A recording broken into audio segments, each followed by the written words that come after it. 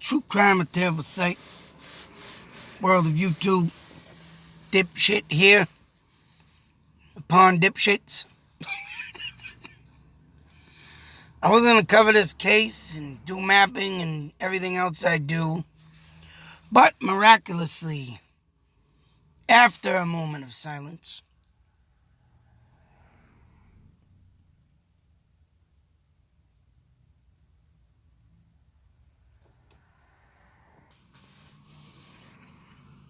as I was saying, that this girl is going to receive some justice.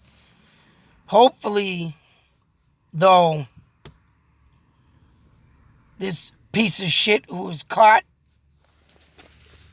I will not say his name. I will not. If you want to read this article, go right ahead. I looked up the guy, and what a snutty face. You want to just take and punch right off his skull. And raped multiple women, killed women. Unfortunately, this poor girl herself was taken from in broad daylight, mind you. And it disturbs me to think a lot of cases that have been coming up, lately. These guys and murderers, and this guy was a serial killer at that. How much balls they have to just get up, do their deed, and, and have no remorse, no nothing. No life in their friggin' eyes to even acknowledge of what they done. And I mean, this poor girl was abducted right from a friggin' convenience store. It's still kind of, I mean, the girl went there on a scooter. Mind you, them old scooters used to have them mag wheels. I used to have a few of them. And, just into the store, came back out, scooter was gone. She looked around and said, oh, found it and laying in the parking lot, mind you. Just for the guy to have taken it, put it near his car, jump out, grab her, throw her in, and then race off. And, I mean, it really distraughts me that, this happened in broad daylight at a convenience store now. And not one person. I mean, there had to have been someone there. They said there was multiple witnesses that seen a car, and it was, I believe, like a 78, maybe a 79, maybe 80 at that. In between the 78, 1980 Ford LTD. And it was all beat up. But, no one, and here's the thing, you see a damn vehicle. And this is what I talk about in cases like this. And if a vehicle was seen, then that means law enforcement should have been searching for a vehicle. Supposedly in the Delphi case, supposedly in the Moore Murray case. Suppose there's a lot of cases out there that have these vehicles that are seen. And in the last, in the Kurt Sova case, vehicle seen. But yet, nothing searched. You would think when law enforcement gets a tip like this, you'll be up and down the damn coast if you have to.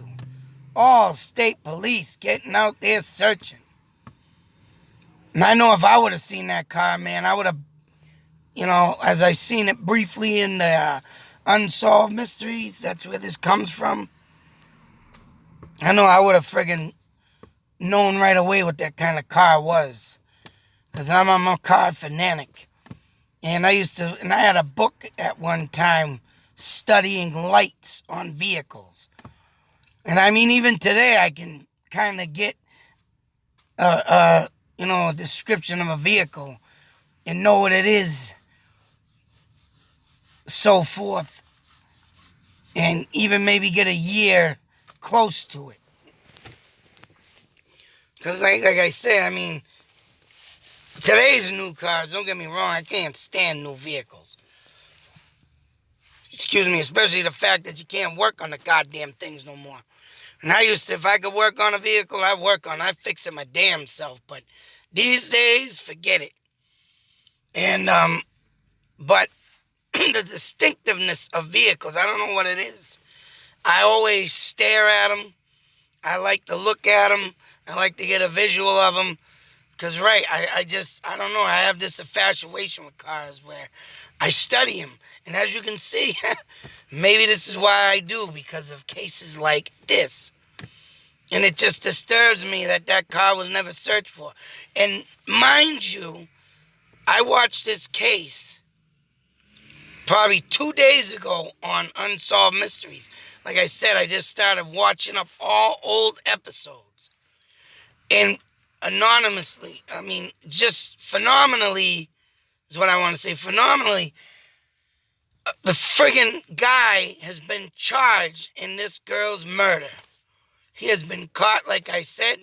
He has a name, he has an identity. He was convicted for murder in 1988 for another girl and multiple murders before that. And because of forensic fingerprints type things searching that they can do now, and a partial palm print is what got this guy convicted. And that happened, in the article I read, came up on December 19th, 2020. So it's like, wow. I mean, even though he's caught, I mean, they didn't know, it's awesome that the family will have closure, but we'll never be able to look at the world again the same. It took long enough. But it's good that science is trying to come along with this, is coming along with this forensic stuff. And like I say, finding out that friggin', Seattle threw away 107 DNA samples because storage is short. It's like, wow, man, slap your head, think, what the just think if this was in that storage shed and they didn't keep the partial fingerprints in the and for, the files, and damn, it would have been thrown out there in California, the West Coast. Just think, in this case, wouldn't have been solved. And I mean, I tell you, man, like I say, when I see something suspicious that it don't look right, and that's why you'll see me looking. I look at everybody on the street. See, there's a guy getting out of the car right now. I'm going to study his face, his body, not because I'm a stalker, not because I'm some sick individual, because you'll never know. You'll never know if that just happens to be a serial killer or a robber or something, a child rapist, murderer, snatcher. And I just do these things because of the simple fact of the world we live in. And it still happens to this day. Right, the Delphi murder is 3-4 years old. But still, you kids snatchings every day. Still, because the system doesn't properly do the investigation and things get improperly, and then when they do have a suspect and when they do capture that person and they try to bring him in, and because of lack of evidence, oh, he's free. And then he'll end up doing it again, and then maybe that time he'll get caught and get punished. But it takes more of a tragedy to stop a tragedy. And that's sick. Just like that other case there's another case I gotta cover. About a boy who was wrongly convicted, interrogated.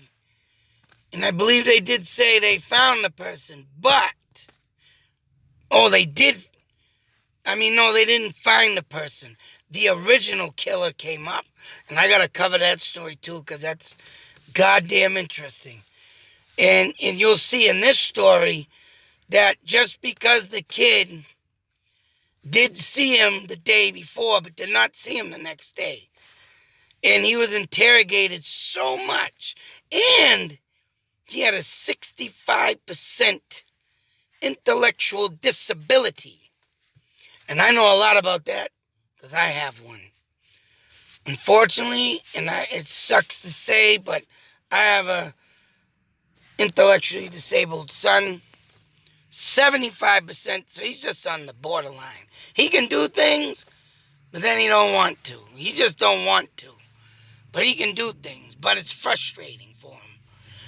And he don't have the proper speed that some jobs require. And that's it. And he would never go out and kill someone. And neither did this kid. But just because that damn interrogation and they wanted to convict somebody, and that's the thing. See, there are some people that are wrongly committed. And, but when you have evidence and you have DNA and you have the fingerprints just like this case, but yet, it just don't go the way people want it. And then anyways, it's all frustrating. They just want to capture somebody and just slam the galvet on the damn table on the judge's, table and convict. It's sick. It's sick. But anyways, I'm going to be covering that story next, because that was also on Unsolved Mysteries. And just to see someone get pushed into taking the fall for something that was not him. And you're going to, oh man, it did. You can see why. And one thing that kid did to the other kid would assume he did it, but you can never assume nothing. You don't assume. Assumption shouldn't even be in your goddamn brain as a law enforcement to even consider. I was arrested, convicted, and jailed on an assumption, and it should have never been there. But you know what? Whatever. Yeah, I'll just tell my tale, and I'll tell everybody else, what the frickin' law does. And them crooked cops are the ones that get away with stuff. But still, hopefully one day we'll be looked at in the right law enforcement, and the good ones will correct the errors and fix it one day, hopefully. But as you can see in this crooked world, that's just a joke and a thing waiting to happen, is right. But I'm glad this guy's been caught. And hopefully he gives the damn place where the body is, so this girl can rest in the proper burial, and the family can rest in peace of knowing that their little girl has been found. But still, nothing's going to give back that little girl's life. So I hope and pray when this guy gets convicted, jailhouse rules apply to his death. That's right. Somebody step up in there and shank that prick. Child killers, rapists are not welcome in the prison system. To the real prisoners that are hardcore. Till that next video, be safe, take care, always beware. I always say it, and I'll continue to say it. That's right. You don't know when you're going to come upon your own demise. Hopefully, people start toughening up. And I recommend everybody get out there and start doing some Kwan Dai Do or some friggin' karate, some ninja shit. Get yourself some teaching from the best. and take out your killer or abductor. Bust him up bad, tie that son of a bitch up, and do well of what should happen to him. That's right, folks. That's right. Till the next video. Out.